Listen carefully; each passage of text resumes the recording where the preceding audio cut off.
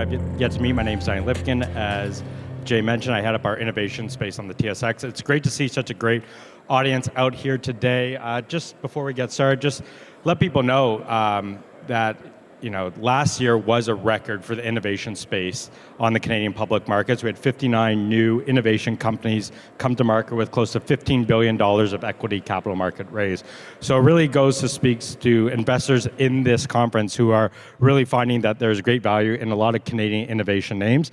Esports being one of those sectors that we have a little bit of dabbling in the public markets. Maybe we'll have some more longer term. But today, we're going to talk about Chris and your journey here to how you kind of got into the esports world. So maybe, you want to talk to us, you were on stage before, a bit about your background. You are, we'll call it traditional sports background, if we want to use that term, and how you came to get into the esports world. Well, I actually started my career in the insurance business in 1989 with London Life, and then for a brief amount of time, worked for Digital Equipment of Canada for about 15, 18 months. And that's relevant for reasons I'll explain in a moment. But in 1996, after the first year of the Raptors, I started working with that organization. And of course, we went on to become early days Maple Leaf Sports and Entertainment. And I was there until 2003. And then I went down to the States and worked in Miami, both for the Panthers and for the Dolphins for a period of time. And of course, over the last 8 years, I've been leading the Canadian Olympic Committee. So as you suggest, my background is traditional sports. The journey has been a long one, but certainly as I looked in on esports and I looked in on the opportunity over the last couple of years, it didn't seem like something I should afford myself the chance to pass on. Yeah. So, you've only been around for a few months. It's still kind of a nascent industry, still getting going from a commercialization standpoint. So what kind of lessons have you learned from your days with the Canadian Olympic Committee, with the Panthers and everything, of building up a big sports franchise? Like, what are you learning that you can bring over from that side of the business to the esports world? Yeah, I think what we're learning is that the principles are the same. As you suggest, we're only half a dozen months into this, really, and on the surface, it seems to me that we're doing the very same blocking and tackling in building out this organization as I would have undertaken with the Raptors in those early days with my colleagues there, or with the Dolphins as we were rebuilding some of that business. We need to be great builders of brands. We need to attract top talent. We need to build out a posture for ourselves that is always professional and is blue chip in its orientation, and we think if we do that, then we'll attract blue chip investors and blue chip sponsor relationships. The thing that all of those principles are the same, and where I see the big opportunity in this industry is that our focus every day is building Overactive media. This isn't a corner of my desk kind of opportunity. I'm up every day thinking about how we're going to build this organization, thinking about how we're going to attract top talent, imagining which marketing partners we can be best engaged with for the best results, both for them and for our organization, and how we're going to build our brands. So what I love about what I'm doing right now is the incredible focus that comes with it every day, as opposed to if you're the Crafts, you've got the Super Bowl to worry about on Sunday. And if you're the Wilpons, you're thinking about spring training for the Mets. We're focused on building Overactive media, about Toronto Defiant being the best they can be, winning every day or every weekend in League of Legends, those things. From a business proposition, what esports doesn't have, at least in its present iteration today, is it doesn't have rink board media. It doesn't have a lot of in-game placement, and actually we're really okay with that, because if we talk to any of our marketing partner relationships here in Canada or around the world that we're starting to develop, most of them aren't interested in brand awareness. What they're interested in is the native digital nature of this opportunity. Being engaged with a target demographic that is one that they've been trying to figure out for years, trying to figure out a way to convert their loyalty and convert their passionate following, and helping our clients figure out a way to convert that into real product consideration, brand consideration, and ultimately purchase. So what I think is emerging in all of this, and what I think will be the opportunity, is for Overactive Media and leading organizations in the space like it to really reauthor what it means to be engaged in this digital space, and reauthor or write the narrative on what it's going to be a successful marketing partner in the industry.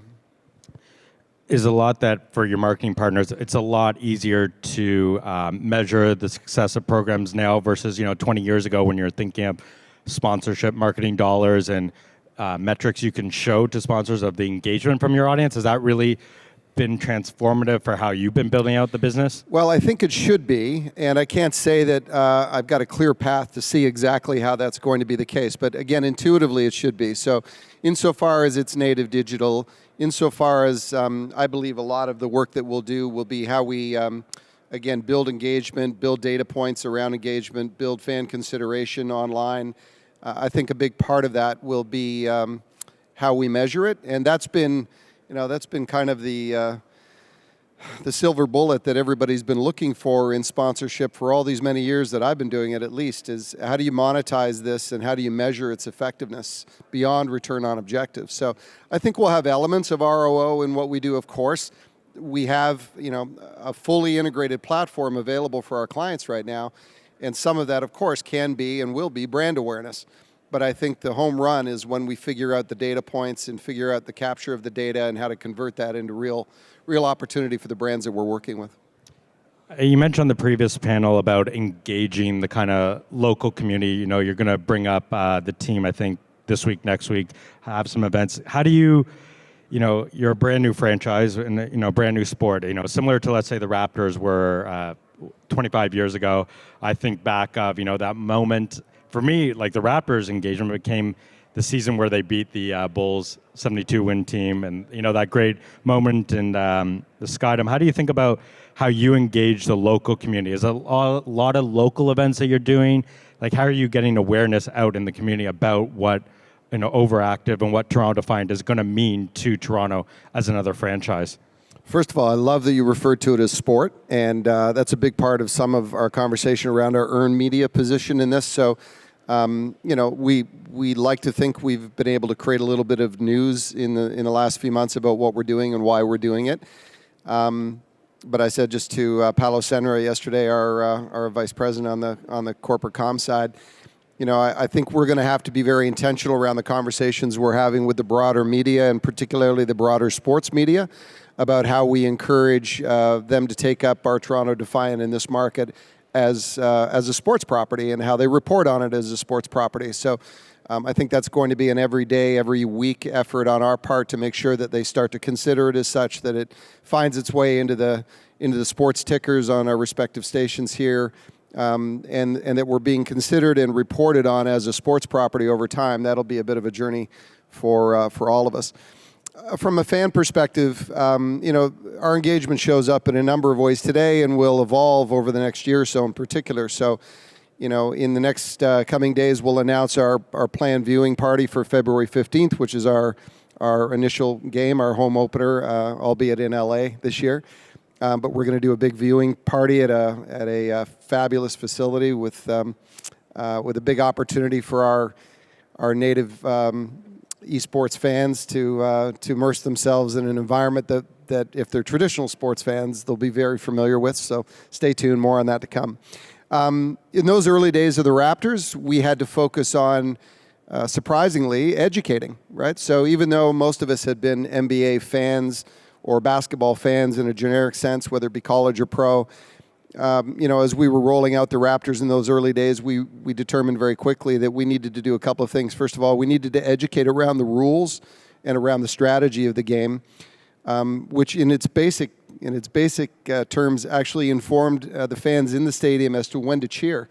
So I can remember early days, our fans were cheering when we had an opportunity for free throws, which is not the time, right?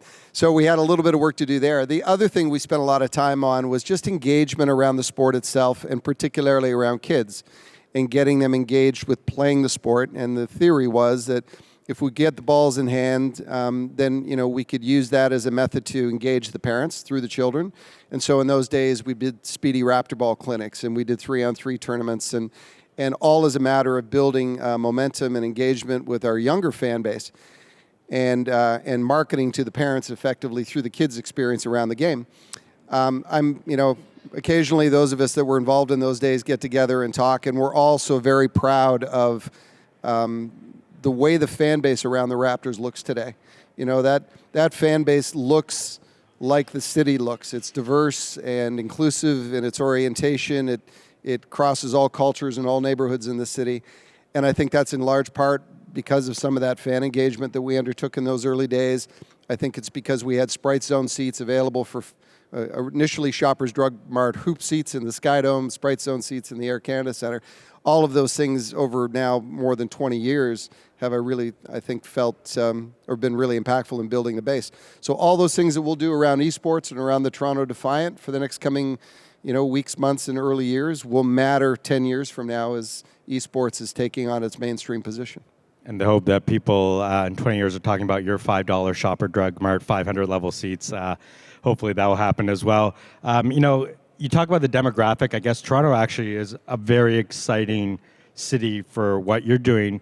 Are you thinking outside of the traditional demographics of people interested in esports and how to engage that audience? Obviously, you have a good fan base to start with, but how do you expand? So you mentioned teaching people early on, Raptors, about being quiet for a free throw, and shooting too is still around to this day. How do you broaden the knowledge base of people who typically don't understand esports, and how do you engage that type of audience in getting into the viewership there? So it's the right question. Maybe first and foremost, though, I think we need to be absolutely as good as we can be with our core audience, of course. So you use only Overwatch as one example. There are 500,000 registered players in our HMA just between Kingston and London, Ontario, stretching around the lake to Western New York. So that's an incredible opportunity for us to speak to a core audience base that will buy our merchandise, will engage and watch the team perform and play on Twitch, and ultimately, in not so very long from now, we believe buy our tickets and attend our home events. So we need to be really focused on making sure we do right by that audience first. They're very loyal, they're very passionate, and they bring a level of scrutiny to all of this that I think is fair. As an organization, we need to be, I think, sensitive to how we speak to them, how we engage with them, as frankly, we're still learning our place in all of this. I think our fans educate us in that regard and will help us be more effective for our marketing partners and more broadly. That larger project, though, is the conversion of the soft middle, right? Bringing over the casual fans. And so, again, I think the principles are the same. If you're not familiar with esports, you would find yourself looking at a screen that's giving you all kinds of information about, again, Overwatch as an example. But if you're not educated around what that means, then I think it's going to be very difficult for you to find any passion in that if you're not a player yourself. So I think we're going to have to educate. I think we're going to have to build out strategies for how we engage new, younger fans and bring their parents into it in some ways. I think we're equally going to need to find a way to explain the rules of the game. So all of these things, I said earlier, the principles are the same. I think all of these same considerations are going to be true as we onboard our Toronto Defiant here in this market. So are you really trying to make Toronto Defiant more like the Ontario team, build engagement, Southwest Corridor, all the way up to Kingston? Is that part of the goal as well? Well, our goals are a little broader than that. So we have a designated marketing area as stipulated in our franchise agreement, of course. But with only 2 teams in Canada, this was true for the Raptors and the Grizzlies in those days as well. In effect, we had the opportunity to split up the nation, and we're going to take a very similar approach in that regard with Toronto Defiant as well. So certainly, at present at least, there are no teams east of Toronto. So that's an opportunity for us as well, and it's an opportunity to speak to our French-speaking fans about the Defiant and about growing their fan base for Overwatch League generally in the eastern part of Canada. We certainly are seeing through our social channels that we have a reach globally that has Toronto Defiant fans in the most distant portions of Asia, in fact. So we need to think of Overactive Media as a global opportunity, as a global company. We have global brands here, even though we have, again, in the case of the Defiant, that's a local marketing opportunity for our sponsors, but that brand plays in a global league, and as such, that's a massive opportunity for us and for the Overwatch League writ large. So has a natural rivalry between yourself and Vancouver started to develop already? Do you see maybe some other teams being rivals of Toronto? I think our rivalry with Vancouver will emerge naturally. I think you're right about that. But I think of Toronto as a truly global city. I think it's a little bit my bias from my Olympic experience, and I'm interested, and it's already starting to happen. I've spent a lot of time talking to the New York Excelsior. A little bit of time talking to the LA franchises.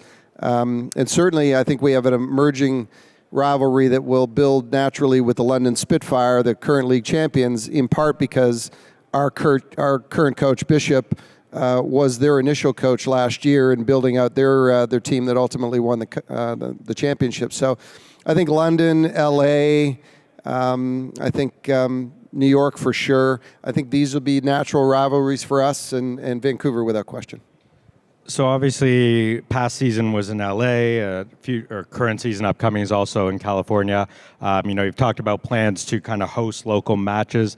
Is that going to be a challenge just logistically, given the global nature of it, or is that still just a dream that every city will be able to host these kind of matches, and you'll become this global brand and have matches hosted everywhere in the world?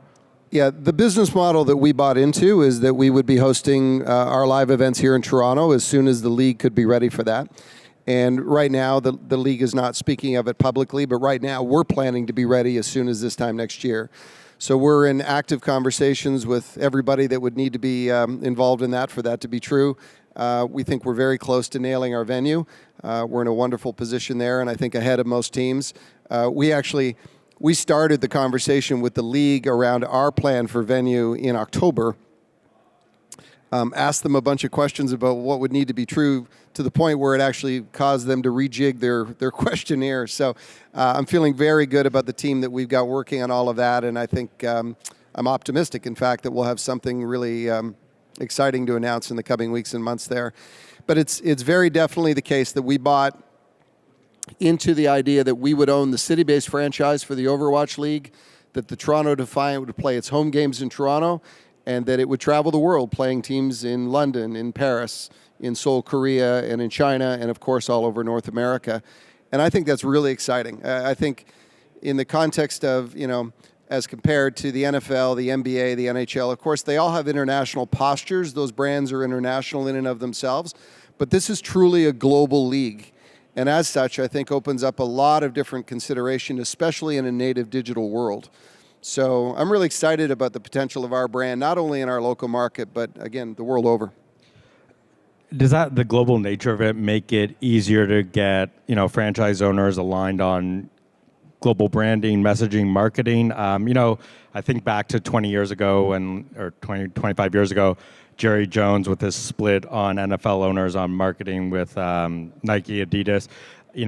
Is there better alignment because of everybody coming together at the same time, and you truly wanted to create this global nature business as opposed to a one-off renegade owner kind of trying to do his own thing? Well, so far that's the case, and every indication points to the fact that that will likely continue. So we've got 20 teams in the Overwatch League, and Sheldon and myself and the Kimmels were all out in California to meet with all of them for the first time as a group in early November. There's great alignment there, as is true in the other leagues that I've been involved with. There's great sharing of information. We're certainly talking a lot about venue plans and so on. And the league is doing, I think, a very good job of engaging all of us in kind of directionally where they're headed with big strategies. So, for example, they've been updating us quite regularly and quite openly and transparently around marketing partnership relationships that they're developing, which of course, gives us then opportunity to leverage in the local market. They just announced, just in early December, they announced a new agreement with Fanatics for global merchandise and licensing business.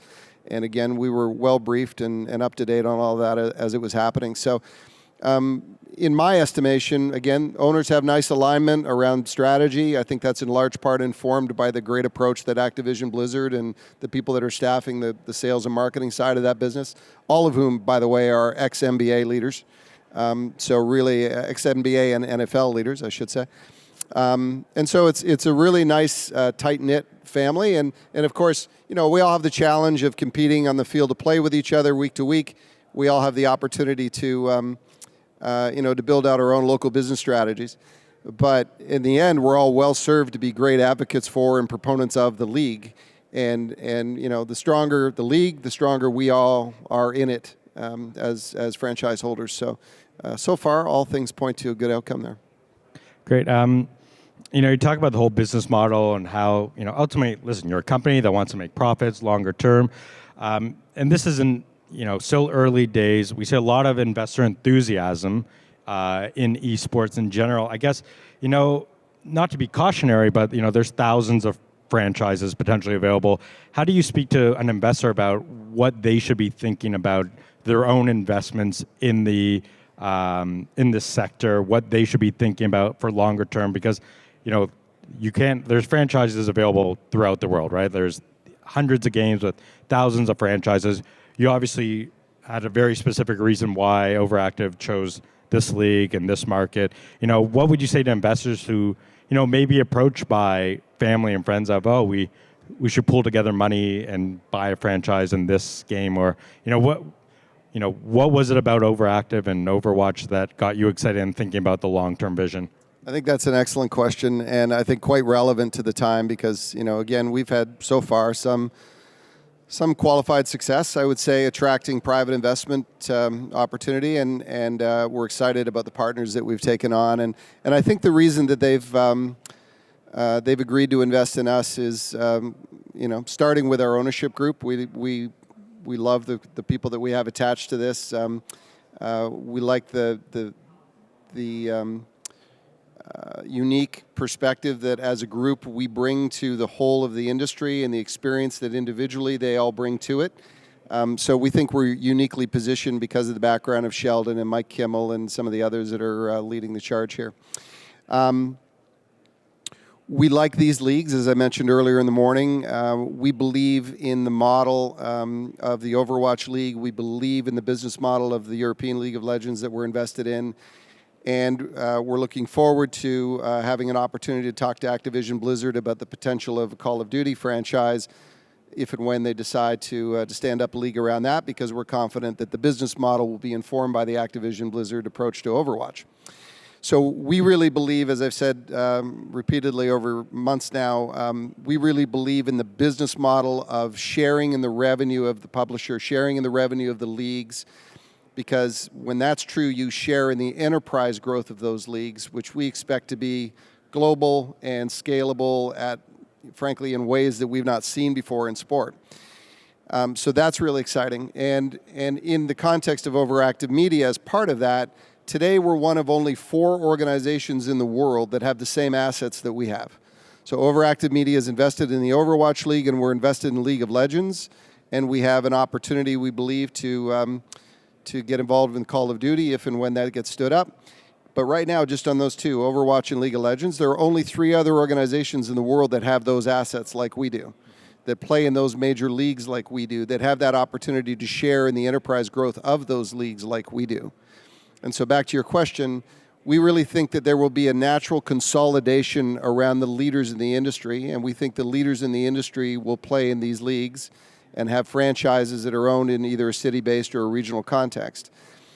That there will be a consolidation around the investment that those companies attract, and that there will be a consolidation of the marketing money, because again, like the NBA and the NHL, they will attract the blue chip partners, they will attract the top dollar. So we think we're well positioned as Overactive Media in the context of the top organizations in the world. We're only just getting started. But as we go along in this, we think our position is favorable, and I think will, in its own way, separate the wheat from the chaff. So one thing that's kind of starting to transform now, it's been around forever, legalized gambling and sports. Could you see a day where there will be legal gambling in esports as well? Like, will it exist at some point? that's starting to change, obviously, in America, North America, Canada. Will I be buying a Proline ticket for Toronto Defiant -2.5 spread in the next coming years? Well, I think it'll be a lot more than that. And what's really interesting about all of this is, esports has arrived at a moment in the history of professional sport where gambling is about to become part of the mainstream. So all those many years that the major leagues have had to be patient with all of this and frankly find their way in it as well and find the right partners in it. All of that has transpired over all these many years, and an industry like ours, which I think is perfectly suited and appropriately positioned to take maximum opportunity and advantage of the legalization of gambling. I think that's an interesting concept, and none of our models today, none of our financial modeling, none of the league's financial modeling contemplate this. So I want to be clear, it's not in the strategic plan. But in the context of what gambling platforms are, where we are in the legalization of it in the context of sport, and the native digital nature of what it is that we and our teams will be doing every day, I think we're very well positioned. And I'm very confident that the publishers and the leagues, such as they are and as they've formed around these titles, they'll be very thoughtful. They'll be very deliberate and intentional around what they're doing and how they're doing it, and of course with the highest of ethical standards. But not so long from now, in relative terms, I would not be surprised to see that integration. And when and if it comes, I think it will be explosive in the context of what esports is as an industry. I guess I'd be remiss if I didn't also ask you about esports and the Olympics. The integration of those two will happen, and I was curious if you thought that some of your players be considered professionals, and would there be a whole, they should be amateurs? How do you think that will help develop the landscape for esports? Well, I think the discussion around professional versus amateur, we crossed the threshold years ago in the context of traditional sport athletes. So I don't think that'll be a question. I do believe that they're on a collision course. We'll see. I think France has already said that Paris will not be engaged in esports. I haven't heard anything about Beijing in that context. But as we think ahead to LA, I think there's a natural opportunity for it to be considered in the program. And what the IOC has done in recent years is they've allowed for more flexibility in the context of Agenda 2020, President Bach's evolution, I would say, of the delivery of the Olympic Games in the respective cities and countries, such that the host cities can, in some part, to some measure, actually define the sport program for themselves according to the tastes and the interests of their citizens in those countries. So, for example, we're going to see the return of the baseball program to the Tokyo Olympics. So, as we look ahead to LA and we think about all of what this industry is and will be by 2028, I see great potential for that. I have no inside knowledge. I have no understanding beyond anyone would have in this audience. But I think when you start to look the way things could line up, and the presence of Activision Blizzard in California and some of the people that are involved there, I think there could be a tremendous opportunity for all involved in LA in 28. Great, and be your return to the Olympic scene, right? 2028. Well, thanks very much, Chris. Great conversation, and hopefully everybody enjoyed. Thanks very much, everyone. Thank you.